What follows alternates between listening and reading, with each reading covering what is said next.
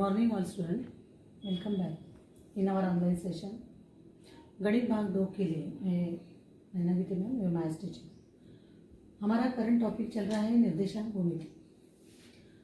निर्देशांक भूमिति में इसके पूर्व सेशन में हमने प्रश्न संग्रह 7.1 हल किया था। उसमें से क्वेश्चन नंबर 1 जो दूरी सूत्र का उपयोग करके दिए गए दो बिंदुओं के बीच की दूरी हमें ज्ञात करनी थी, बराबर है।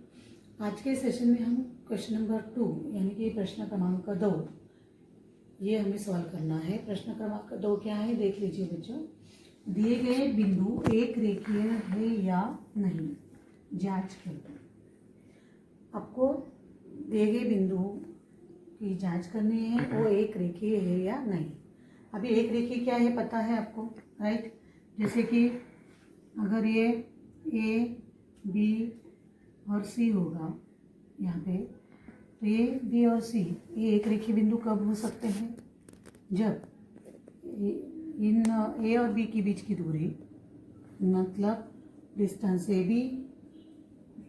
बी और सी के बीच की दूरी मतलब डिस्टेंस बी सी, और पूर्ण ए और सी के बीच की दूरी मतलब डिस्टेंस ए सी, इसमें से कोई दो दूरियों का योगफल तीसरे दूरी के बराबर आना चाहिए, राइट। तब हम कह सकते हैं कि ए बी और सी एक ही रेखा में स्थित है। जैसे ए बी की दूरी सपोज 2 आई और बी सी की दूरी 3 आई, तो पूर्ण ए सी की दूरी 5 होगी।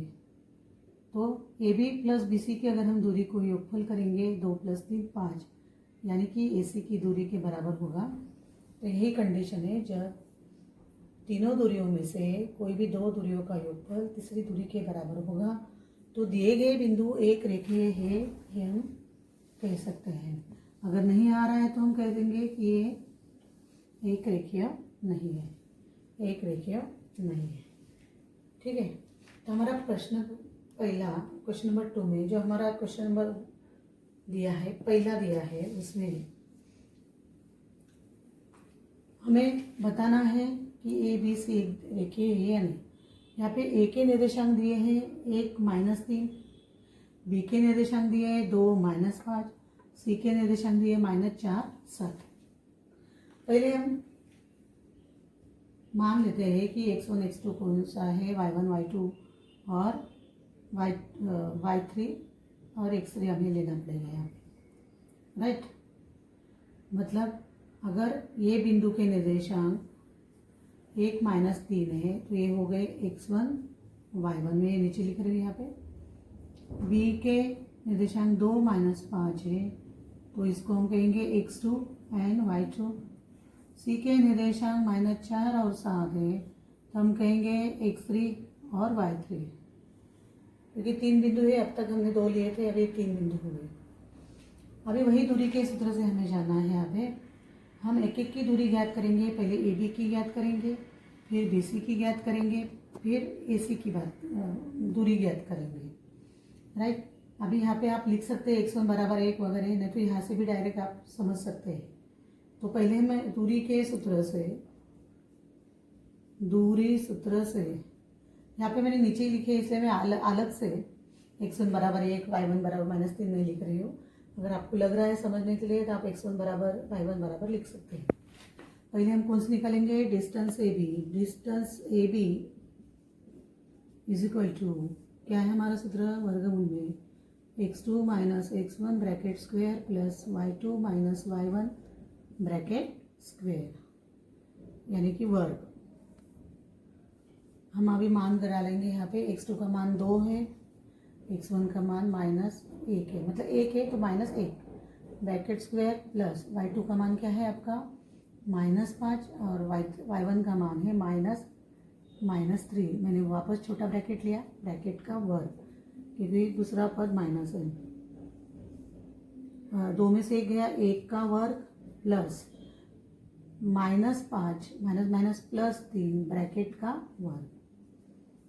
हमारी स्टेप बढ़ जाएगी थोड़ी। 1 का वर्ग 1 ही आएगा, प्लस -5 में से 3 गए, -2 का वर्ग। यानी कि 1 प्लस 2 का वर्ग कितना होता है, -2 का वर्ग भी 4 ही होता है, +4 होता है। मतलब डिस्टेंस ए बी हमें कितना मिला है यहाँ पे, डिस्टेंस ए बी की दूरी यानी कि ए बी की दूरी हमें मिली है वर्गमूल में 5, वर्गमूल में 5 मिली है।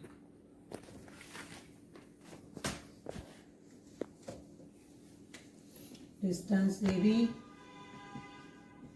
बराबर वर्गमूल में 5।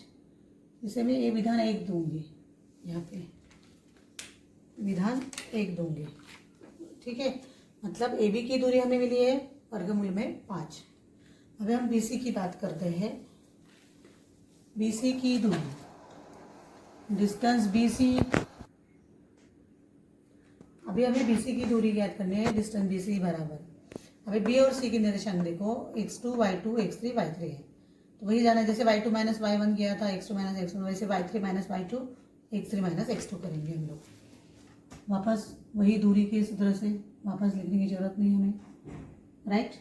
हमारा क्या है, x2 माइनस x1, अभी बी सी के लिए x3 minus x2 bracket square plus y3 minus y2 bracket का वर्ग बराबर।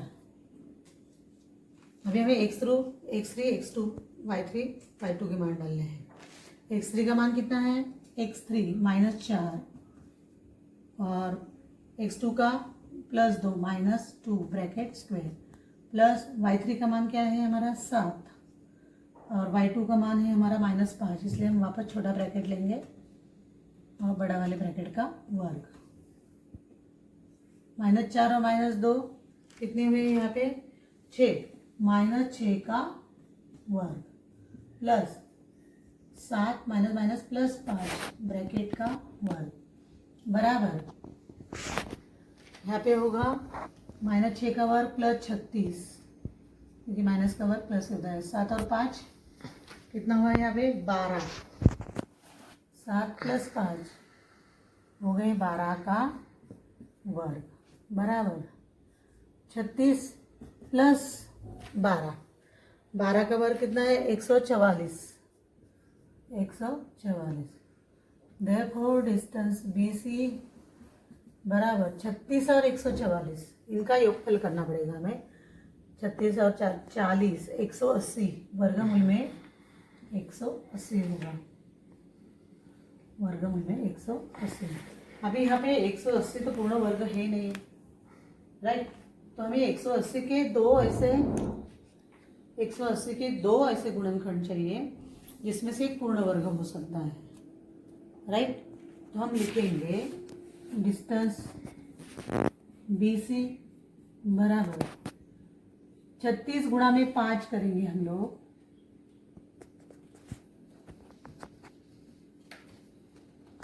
36 गुणा में 5 क्या मिलता है देखो, 5 × 30, 5 × 15 और 16 × 18 180, मतलब 36 पूर्ण वर्ग है, 5 नहीं है, मतलब 36 गुणा 5 कर सकते हैं हम लोग।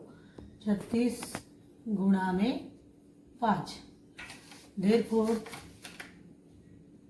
डिस्टेंस BC 36 का पूर्ण वर्ग बाहर आ जाएगा 6, वर्गमूल में 5।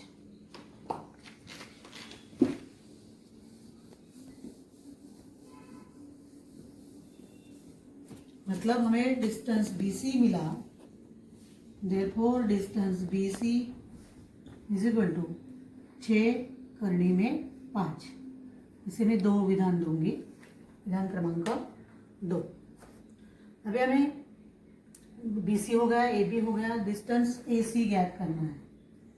डिस्टेंस AC बराबर वर्गमूल में, डिस्टेंस AC बराबर वर्गमूल में। अभी A और C के हमें ज्ञात करना था। A के निर्देशांक क्या थे, यहाँ पे मैंने रफ हो गया, यहाँ पे वापस लिखती हूँ मैं। A के निर्देशांक थे हमारे -4 7, -4 और 7, वही हमें डालना था। इसको हमने x1 y1 बोला था, इसे x3 y3 बोला था। तो यहाँ पे x3 - x1 bracket square plus y3 - y1 bracket square is equal to x3 का मान क्या है यहाँ पे -4 माइनस x1 का क्या है 1 है ब्रैकेट स्क्वायर प्लस y3 का मान क्या है यहाँ पे 7 और माइनस y1 का -3 इसलिए छोटे ब्रैकेट में -3 ब्रैकेट का वर्ग -4 और -1 -5 bracket square plus 7 + 3 bracket square 5 का वर्ग क्या है -5 का 25 प्लस 7 और 3 10 का वर्ग 25 और 10 का वर्ग हो गया राइट। मतलब 10 का वर्ग 100 है आया बराबर 25 + 100 बराबर 125। लेकिन वापस 125 पूर्ण वर्ग नहीं है तो इसका विभाजन करेंगे हम लोग 25 गुणा में 5 25 5 125। देयरफॉर डिस्टेंस AC बराबर 25 वर्गमूल है वो बाहर आ जाएगा 5 करने में 5। ये हमारा हो गया तीसरा विधान। ये हो गया हमारा तीसरा विधान। सो मैं पहले हमने AB की दूरी ज्ञात की, फिर उसके बाद BC की दूरी ज्ञात की, फिर उसके बाद हमने AC की दूरी ज्ञात की। अभी हम देखते हैं AB, BC और AC में किन्हीं दो का योगफल तीसरे का दूरी के बराबर आ रहा है। अगर आ रहा है तो तीनों बिंदु एक रेखीय है, नहीं आ रहा है तो otherwise they are not collinear, मतलब वो एक रेखीय नहीं है। हम अभी पहला विधान क्या है AB डिस्टेंस AB कितनी दूरी आई है करने में 5, BC की आई है 6 करने में 5 और AC की आई है 5 करने में 5 राइट। मतलब AB और BC AC को अगर हम जोड़ेंगे distance AB plus distance AC, जो छोटे उनको पहले जोड़ेंगे 5 करने में 5 प्लस 5 करने में 5, इनमें कॉमन क्या आएगा करने 5, ब्रैकेट में क्या बचेंगे 1 + 5, देयरफॉर 6 करने में 5। Therefore distance AB plus distance AC इनका मान आया है 6 करने में 5, जो किसके बराबर है BC के बराबर है। दूरी BC के बराबर है 6 करने में 5, यहाँ पे भी 6 करने में 5 है। देयरफॉर डिस्टेंस डिस्टेंस BC के बराबर आया ना, डिस्टेंस BC बराबर distance AB plus distance AC कितना आया 6 करने में 5 बराबर ये कितना है हमारा करने में 5 प्लस 5 करने में 5, देखो 6 करने में 5 बराबर 6 करने में 5। मतलब बिंदु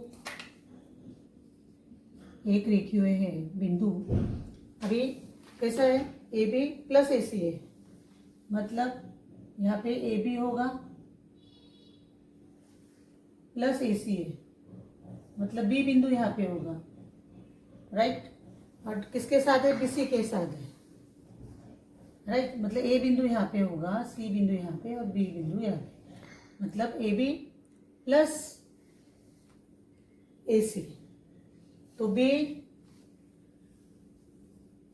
A और C एक रेखीय बिंदु है, मतलब उनका क्रम कैसे रहेगा B A और C रेखीय है, दिए गए बिंदु एक रेखीय है।